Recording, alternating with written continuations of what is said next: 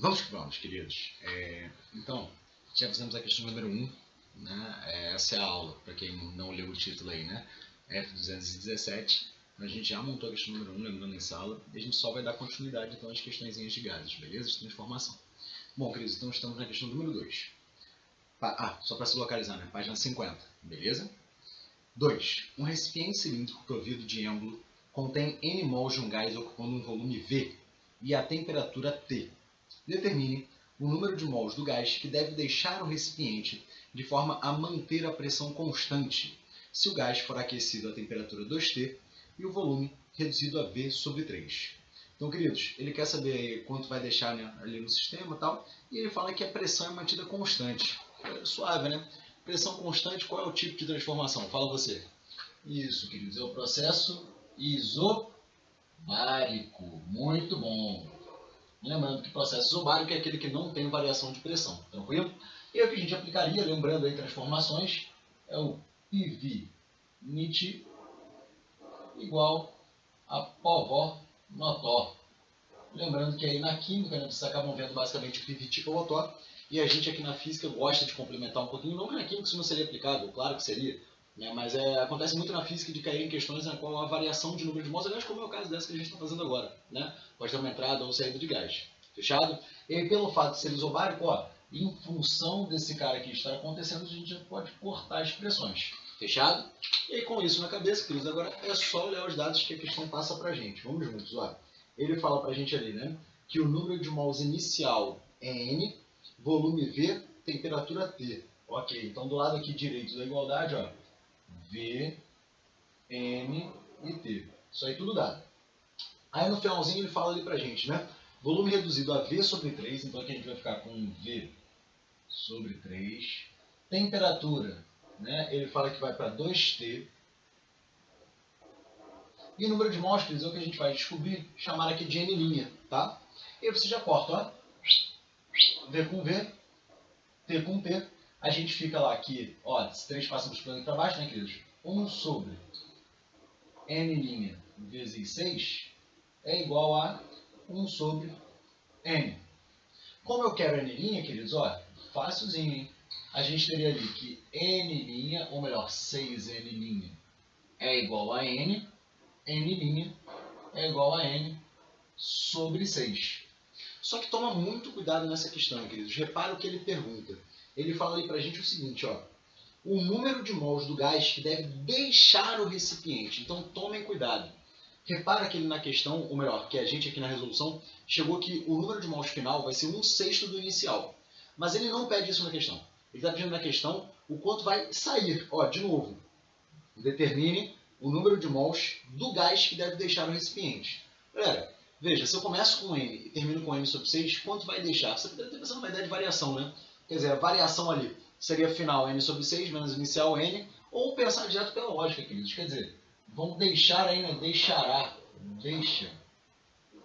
Deixar o recipiente, né? Enfim, 5N sobre 6, que seria a resposta da questão, né?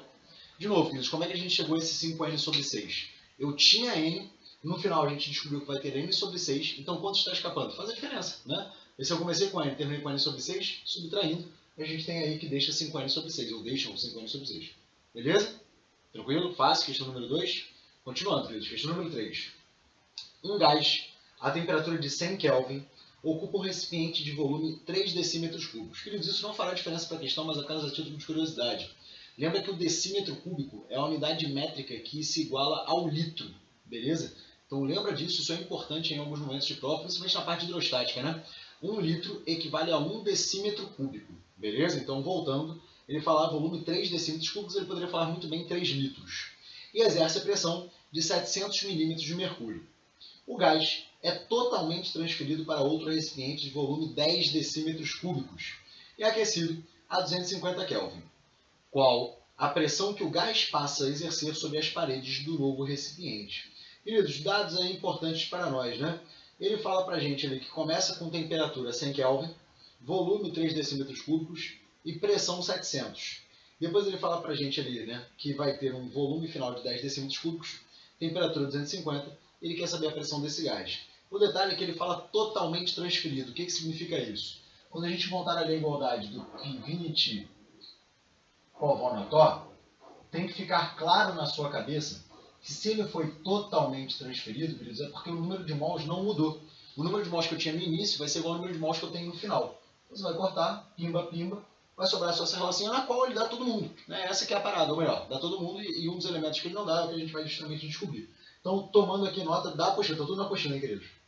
No volume final será 10 decímetros cúbicos, então, ó, P vezes 10 sobre a temperatura final, jovens, é 250. Lembrando que, de fato, né, a temperatura tem que estar na escala Kelvin, beleza? Isso será igual, queridos. A pressão inicial, ele fala que é 700 mililitros de mercúrio. O volume inicial, queridos, é 3. E a temperatura inicial, 100. Chamando a atenção aqui, jovens, já que falei disso, né? A temperatura, de fato, tem que estar em Kelvin, não tem outra opção. Né? Você sempre tem que, nessas questões de gases, deixar em Kelvin. Toma cuidado que pressão e volume pode estar, na verdade, em qualquer unidade, desde que em ambos os lados você tenha a mesma unidade. Não há essa necessidade de passar. E eu falei isso em sala. Por que isso acontece? Porque no caso de pressão e volume, as transformações são feitas através de produto. E se você multiplica de um lado e do outro, você pode cortar essa transformação. Agora, cuidado, no caso da temperatura, e a gente viu isso juntos também na parte de termometria, quando você faz a mudança de escala para Kelvin, ou melhor, saindo de Kelvin ou indo para Kelvin, você faz através de uma soma, né? Lembra que tem uma soma associada, ou seja, se eu tiver nos dois lados aqui, eu não consigo cortar. Só consigo cortar se fosse um produto ou uma divisão. Então, a temperatura tem que sempre estar na escala absoluta, sempre na escala Kelvin, beleza? Bom, queridos, faça os cortes possíveis, né? E a gente chega, ó, 7 vezes 3, 21, vezes 25, galera. 21 vezes 25 dá 500 mais 25. 525, lembra da unidade que a gente trabalhou. Milímetros de mercúrio. Beleza, queridos? Então, uma questãozinha bem tranquila. Sobre a P20 Povonotor, fica a dica aí pra gente, fica o recado de que nós devemos olhar para as unidades com certo carinho. Quer dizer, temperatura sempre em Kelvin e pressão e volume dos dois lados tem que estar na mesma unidade. É essa a ideia. Beleza, queridos? Vamos lá, jovens. Estamos continuando então, fomos para a página 51, questão número 4. Um gás sob pressão de 1 atm e ocupando um volume de 20 litros é aquecido isobaricamente, atenção aí, isobaricamente, de 27 graus Celsius a 327 graus Celsius. Determine o volume final ocupado pelo gás. Queridos, dá uma plotada aqui na situação, né? A gente, de novo, está falando de uma transformação, vamos falar aí de P20 Povonotor. Essa questão aí vai inspirar alguns cuidados, mas nada muito surreal, acho que todo mundo já matou aí bem. Primeira coisinha que a gente teria que visualizar, né? Teria que enxergar bem. Ele fala pra gente que é um processo isobárico. Mais uma vez, a gente já falou disso aí. Se é isobárico, queridos, necessariamente o que é constante, hein? Fala pra mim. Isso, a pressão será constante. Tranquilo? Ele dá mais ali um detalhe, né? Ele fala pra gente que o volume inicial é 20 litros. E é justamente ele quer saber no finalzinho. Tá. Outro detalhe, ele fala da temperatura, né? Começa em 27 e termina em 327. Só que ele não fala ali do número de mols. Queridos, quando ele não falar isso na prova, no nosso concurso, repara que ele fala ali, né? Um gás. A princípio, eu estou supondo que essa massa de gás está confinada, que essa quantidade de gás está confinada, ela está hermeticamente fechada. Ele não falou nada, a gente pressupõe então que eu não vou ter alterações na quantidade de gás. Então, corta ali o número de mols. Fechado? E aí sim é só botar aí os valores que a gente busca. Volume final é o que a gente quer. A temperatura final, queridos, é 327. Isso igual. Volume inicial, 20 litros. E a temperatura inicial, 27. Ah, professor, é isso? É só fazer a conta aí?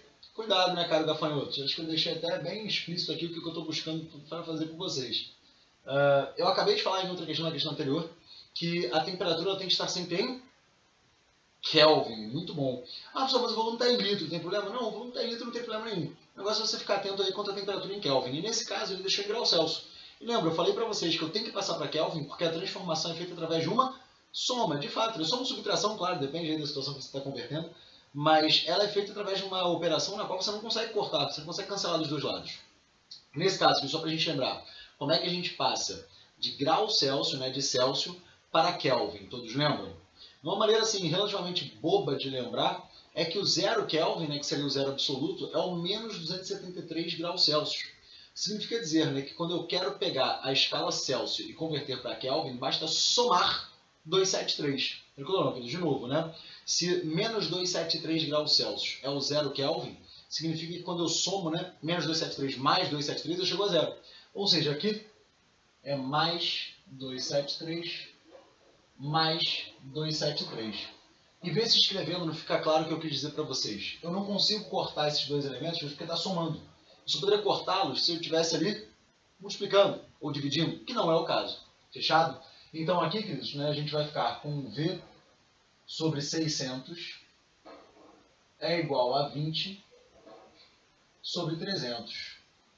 Você corta lá 600 com 300, aqui fica 2.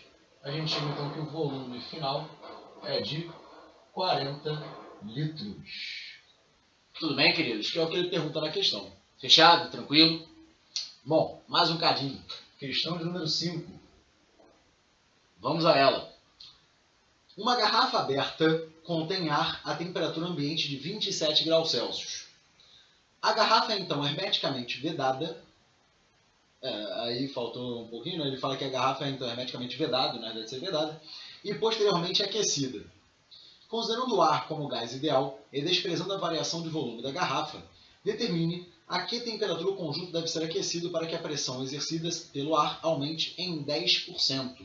Queridos, mais uma vez a gente está falando aí, né, do Pvinity Coconotó. Eu estou fazendo questão de escrever a expressão inteira, né, queridos? Lembra que você já poderia partir do pressuposto que você tem alguns cortes, né? Não vai ser o caso aqui, eu já estou escrevendo tudo muito completo. Mas o que eu quero dizer é, se você viu que é hermeticamente vedado, a gente não vai ter variação no número de mols. E ele fala para a gente ali na questão, né, desprezando a variação de volume da garrafa. Então a gente está falando de um processo também no qual não há variação de volume. E só para a gente lembrar, o processo no qual não há variação de volume, como é que é o nomezinho dele? Fala aí. Boa, são 3 nomes possíveis, os 3 nomes podem aparecer em provas, né? O mais fácil de lembrar é isovolumétrico. Entretanto, a gente viu que também tem outros nomezinhos, né? Além do isovolumétrico, a gente tem o isométrico. E além do isométrico, a gente tem o isocórico. Muito bom, senhores, muito bom. Então, os 3 nomes possíveis, se falar isso em prova, a gente já sabe que é o processo no qual não tem variação de volume. Corta os voluminhos, pimba, pimba. Outro detalhezinho, quando ele vai fazer essa transformação, ele fala que vai vedar essa garrafa. Se é vedado, eles não entram nem sai gás. Ou seja, o número de mols também é constante, a gente pode cortar. Fechado? E aí a gente fica então com a pressão, que ele fala que no final, né, vai ser 10% maior que o inicial. Ele fala ali, ó, qual será ali, ó, para que a pressão exercida pelo ar aumente em 10%. Queridos, pressão final então vai ser 1,1 da pressão inicial. E ele quer saber essa nova temperatura. Ok, pressão inicial a gente chama de P0. Eu poderia ter posto um ATM, né, mas não precisa. Enfim, pode deixar em forminha de letra. E ele fala que a temperatura ali inicial é de 27 graus Celsius. E aí a gente toma o mesmo cuidado que tomou na outra questão. Não pode deixar em Celsius, devemos passar para Kelvin, então soma 273. Já corta P0 com P0, a gente chegaria à temperatura final de 300 vezes 1,1, que dá 330 Kelvin. Bom, queridos, a princípio você poderia parar aqui, você poderia morrer aqui. Só que tem um detalhe, né? Apesar dele não pedir, ele não fala, de verdade, tá? Ele fala aí simplesmente, determine aqui a temperatura. Ele não fala a unidade que ele quer. Mas assim, de boa, ele dá a temperatura em graus Celsius. Eu acho que é uma boa para a gente converter de volta a graus Celsius, tá? Não tem problema, né? Enfim, acho eu que seria mais bonitinho. Então a gente chegou aqui a 330 Kelvin, faz a subtração, né? Então ficaria lá 330 menos 273, que daria 57 graus Celsius. Ah, professor, poderia ter deixado em Kelvin? Sim, poderia, né? Mas de novo, no começo da questão ele deu em graus Celsius, então acho que não custa nada a gente voltar a graus Celsius ali para ficar bonitinho. Agora, é claro, vai depender de como é que o cara vai apresentar, como é que ele vai falar. Se ele não falar nada, obviamente você pode botar a unidade que você quiser. Tranquilo, queridos? Bem suave? Vamos lá, jovens, para fechar o nosso módulo, hein? Questão de número... Olha, falha nossa, hein? Falha nossa, hein? Questão de número 6. Aí sim.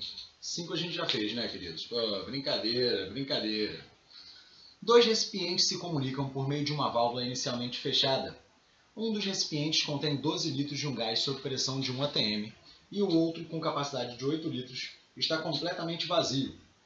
Supondo-se que a temperatura se mantenha constante, qual será a pressão do gás nos dois recipientes após a abertura da válvula? Queridos, molezoca, hein? Agora vamos aproveitar para dar aquela revisadinha de leve. Mais uma vez vou trabalhar com Pvinit Povonotor e peço que vocês fiquem atentos, né? Já falamos de quase todos os processos aí. De fato a gente falou, né? Do isobárico, pressão constante. Vimos o isocórico, ou isovolumétrico, ou isométrico, que é o volume constante. E agora ele fala pra gente aqui, ó, lá no nosso textinho, aqui, ó, supondo-se que a temperatura se mantenha constante, jovens. Se a temperatura é constante, estamos falando de um processo isotérmico. Excelente, queridos. Se o processo é isotérmico, já podemos tirar a temperatura da jogada, né? Outro detalhe interessante, jovens. Dois recipientes, blá blá, um dos recipientes contém blá blá, gás está completamente vazio. Queridos, resumindo, né? A gente tem ali dois balões e tem um registro no meio, né? Como se fosse uma torneira no meio. A gente vai abrir essa torneira no meio e o gás que estava dentro de um só dos balões vai se expandir para o outro, vai ocupar os dois. O que eu quero dizer é, eu não vou ter gás escapando, né? O gás simplesmente vai ficar confinado a esses dois recipientes, ou seja, a quantidade de gás não muda. Significa dizer, queridos, que o número de mols também é constante, a gente pode cortar esse cara da jogada. Ficamos apenas com pressão e volume. Então vamos devagarinho. A pressão final, queridos, é o que ele pede, qual será a pressão final. O volume final, tomem cuidado, hein? Ele fala que o gás agora ocupa os dois recipientes, ou seja, a gente vai somar esses dois volumes. 8 mais 12. Pressão inicial, queridos, ele dá como 1 atm, beleza. E esse volume inicial, ele fala lá, ó, um dos recipientes contém 12 litros de um gás. Então, começo com 12 litros. Fechado?